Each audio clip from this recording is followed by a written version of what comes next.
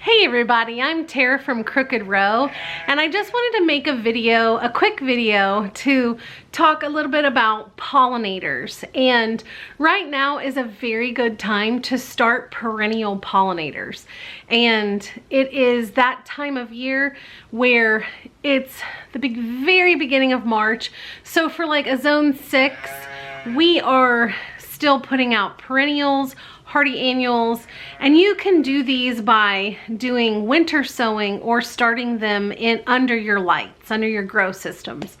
And so I think that people forget that pollinating flowers that require pollination are integral in growing really good crops, making sure that your crops give you seeds, because you won't have good seed development. Some things, unless they're pollinated, they won't even produce their fruit, or they'll have like our zucchini. I wish I had taken a picture of it last year. You could tell that it didn't get pollinated because it started to produce, it'll get like a zucchini about that big, and then it will just start to like wilt away, and it's because there was no pollination.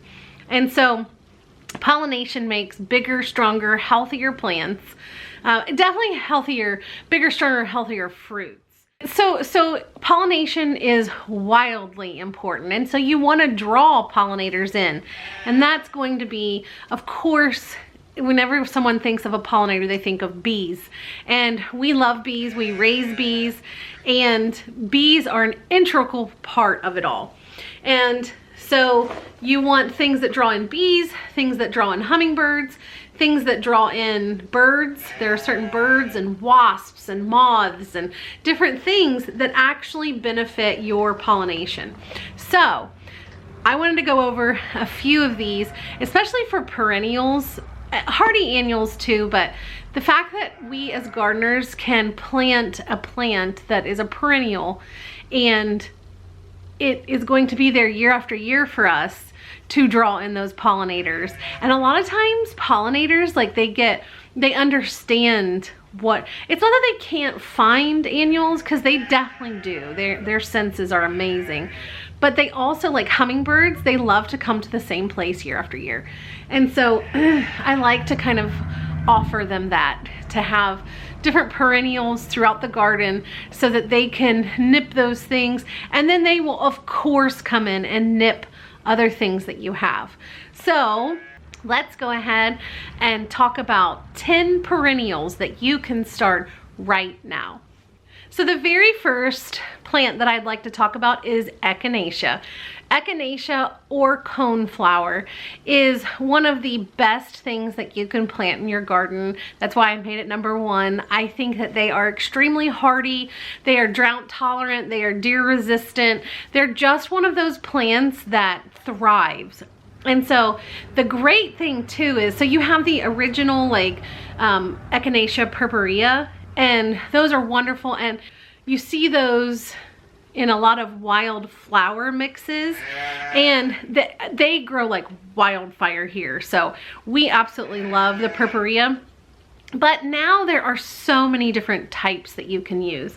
So if that purpley pink color is not what you want to go for, they now have different types, but you know, some of them, like the sombrero echinacea, they have cayenne echinacea, they have, and that's like your more reds and oranges.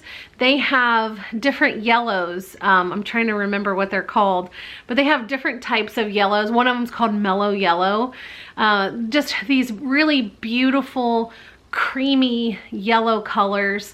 I haven't actually with my own eyes seen a bright yellow, but all of the yellows are usually like just this muted creamy yellow, and they'll kind of fade to, it still has some yellow to it, but it's almost a cream.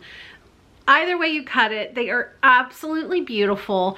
I love them. You have like your powwow pinks, and there is just so many color palettes, and your white swan, and there's the white echinaceas, which are absolutely gorgeous. They also have like the Echinacea paradiso, and that's like, it almost has like a zinnia look to me, but it's because it's doubled, the petals are doubled, and that's like a pinkish color. They have the green twister, which has this, the most of the petal is green, but then it like goes into almost like a pinkish purple right around the eye.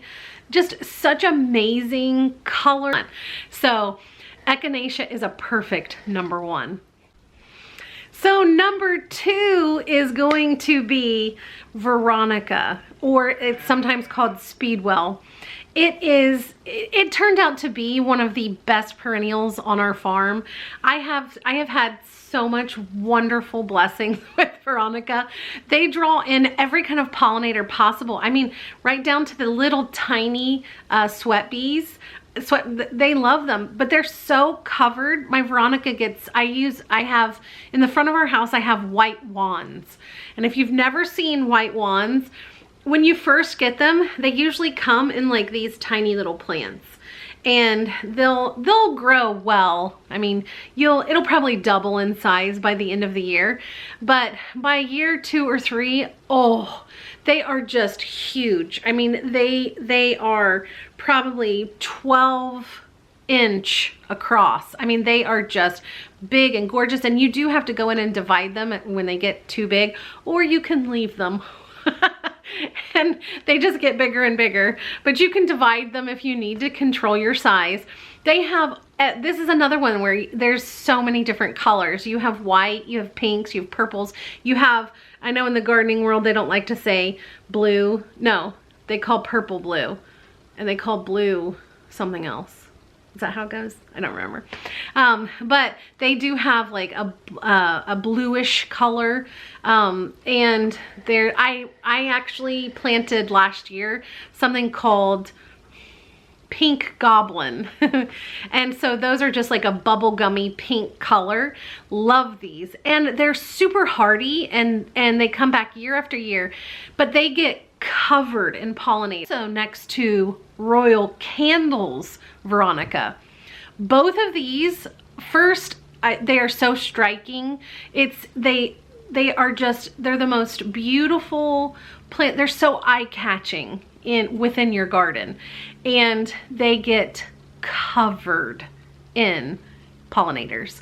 So I actually let my Royal Candles go. I wouldn't cut them down because they were so covered in not only the big fat bumbles, but they had sweat bees, and they had these little parasitic wasps on them, and they had tons of honeybees. And even we would see, especially if we would like sit out away but close enough to see, we would see little hummingbirds coming in and just like nipping all the little, I guess it's calyxes up along the stem. It's, oh, I love it. I can't wait for this. I can't wait for life back in the garden again. But so I would highly suggest, there is Pink Picasso, there is Very Van Gogh, there are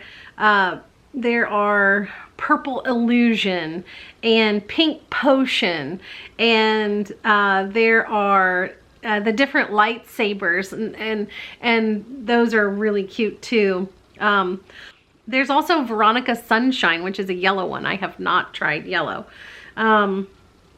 Bubblegum. I've tried Bubblegum and Wizard of Oz, and I'm just looking through some of these. There are so many different varieties. There's Marshmallow, and I've had great success with white wands. White wands is such a good type to put in where you have tons of color and green, but the white, just like, I feel like the white ones actually help amplify your other colors. So I really like to have white things in the garden as well. So again, great pollinator plant number 2. So pollinator number 3 is going to be hyssop. And I like to use a Mexican hyssop, and I can't remember, I was trying to look it up. I can't remember what mine was called. It was blue something. But there are so many different types and colors of hyssop. And the hyssop for us, it really a lot draws in bumbles, and it draws in butterflies. And so if you are trying to build a butterfly garden, hyssop and milkweed are like crazy for the butterflies, or the butterflies are crazy for them. And so I strongly suggest that you put hyssop in your garden. It's also another one that's drought tolerant. So if you have a place, the first year you definitely want to go and make sure it stays moist, because we know that with a perennial, you're establishing roots. But once those plants are established, it's drought tolerant. So if you just baby it, you know, that first year, I mean, I would just very rarely go and check on them, make sure that they're doing okay. I mean, these are kind of desertous plants, so they should be okay. I have had, I think mine was called Blue Fortuna something. I'll put it on the screen. But there are definitely different types that you have, different heights. And so ours gets about waist high, which I guess is about 3 feet. And it has, you know, the flowery spikes, and it just totally draws them in. So again, if you want to, some people will even put, and I have done this from year to year, but I haven't done it with perennials. I usually do it with annuals because I change things so much in our garden. But if you want to put them like in the corners, the perennials like in the corners, that is going to bring those bees right into that area, or those butterflies and moths, all those pollinators. It's going to bring right to that area where then they will nip the flowers to your fruits and vegetables. So definitely suggest that. So number 4 is going to be bee balm. I think that bee balm is such a great one. They can get up to about, actually let me look. It probably also depends on which type that you're getting. I know that by seeds like the spotted bee balm, it can get at least knee high. So, but yeah, they can get like 14 to 18 inches, and there are so many different varieties. Now, if you do it by seed packet, you're slightly more limited, but it's far cheaper. And so we have done spotted bee balm, we have done the whole wild bergamot, and I also purchased some that was Pardon My Pink by Proven Winners, and the other one was Leading Lady Raspberry. Now the Leading Lady Raspberry in the spring, it is so vibrant. I mean, it almost looks like it's electrified. It's so just, you see all that beautiful spring green growing up, and then right in the midst of all of that is that electrified pinky red color. It's absolutely beautiful. But there are tons and tons of different varieties. If you want to buy plants, like I'm just on Proven Winners right now, and they have Leading Lady Amethyst, Leading Lady Orchid, they have Pardon My Lavender, Pardon My Pink, Pardon My Purple, Upscale, Pink Chanel. So this is another plant that offers many different colors. And actually one of my favorite ones is the spotted bee balm. And now you would grow this one from seed. Usually, I guess some seed places, or I mean some nurseries would offer it as well. But the Baker Creek offers the seeds.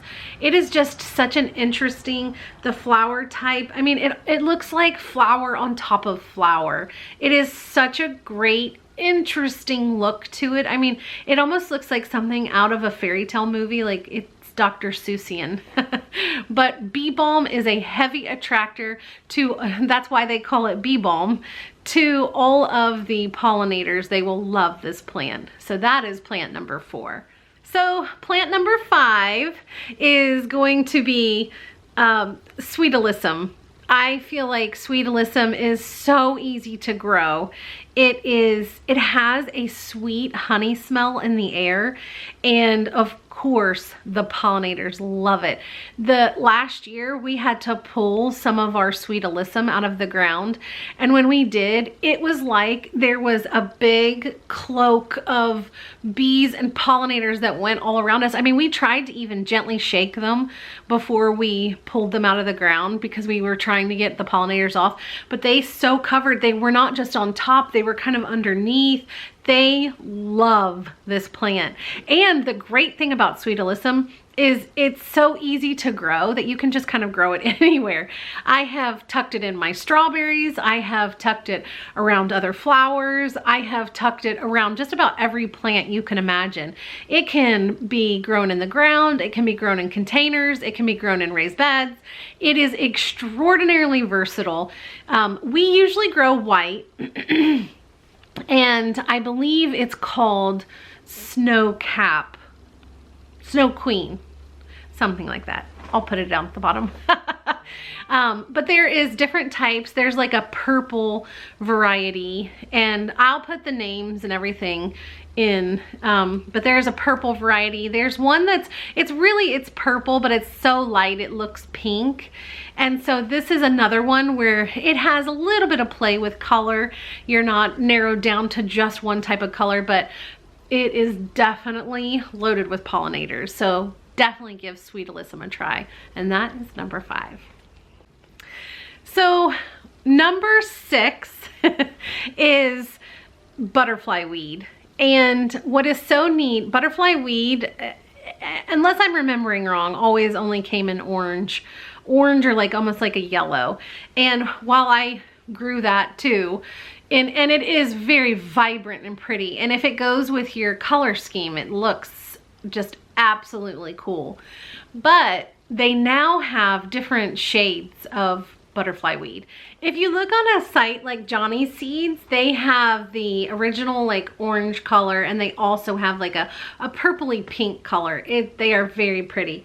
But on rareseeds.com or Baker Creek Heirloom Seeds, they have blue, they have purple, they have red, they have white, they have yellow and orange, and so kind of every color that you can imagine they actually have. So milkweed seeds or butterfly weed seeds, they really do draw in the butterflies. And so if you're trying to do a butterfly garden, this is definitely going to be a plant you want to plant. Number 7 on the scale is coming in at Liatris or Blazing Star, or it's sometimes called Gay Feather. And it is a showstopper in the garden. It is so tall, and it has the kind that we have grown. It grows these huge purple spikes of flowers. It also comes in white. I bet it comes in other colors as well. But there's also if you're gonna grow by the bulb, if you're gonna grow by the bulb, then you can pick purple, white, or a mix of both. Definitely draws in the pollinators. They love this, and it's so pretty and showy that even if you just have like one plant in the middle or on the side, I mean, everybody who walks through my garden, they always say, wow, what is that? Now on to number 8. We love yarrow. Yarrow, I believe, is one of the, it has so many varying uses for it. And so there are medicinal uses for it. I know it can be used to like bind up wounds and things like that.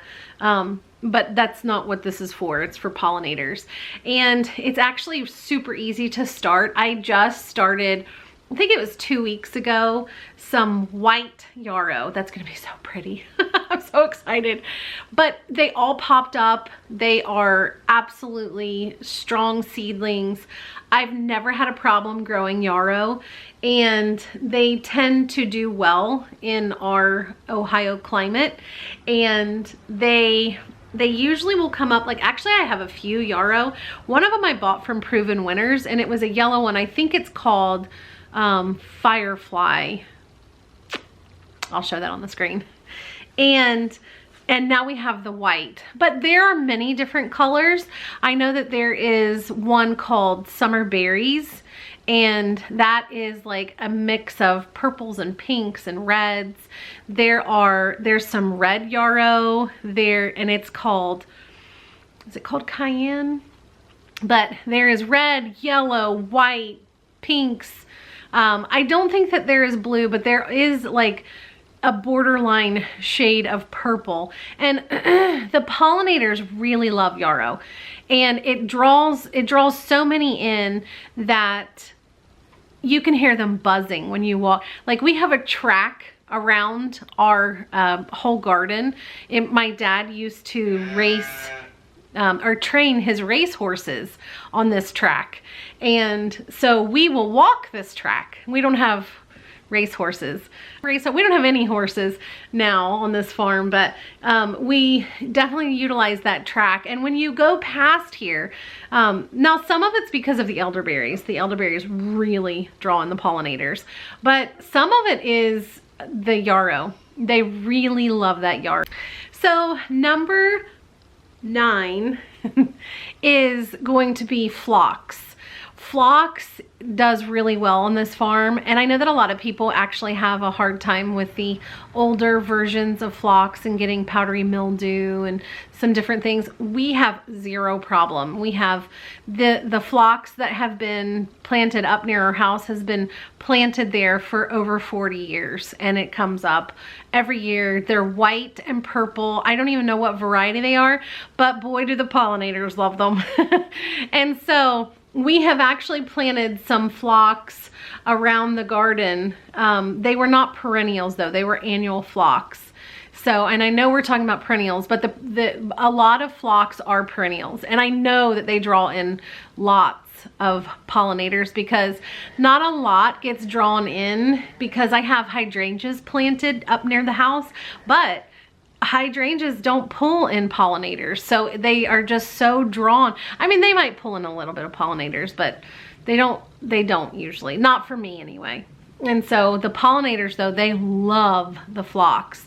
Now the phlox, there is all sorts of varieties and colors and heights, and you can also look into, if you struggle with, you know, powdery mildew, or you have like certain things that attack phlox in your area, they have come out with some really resistant varieties.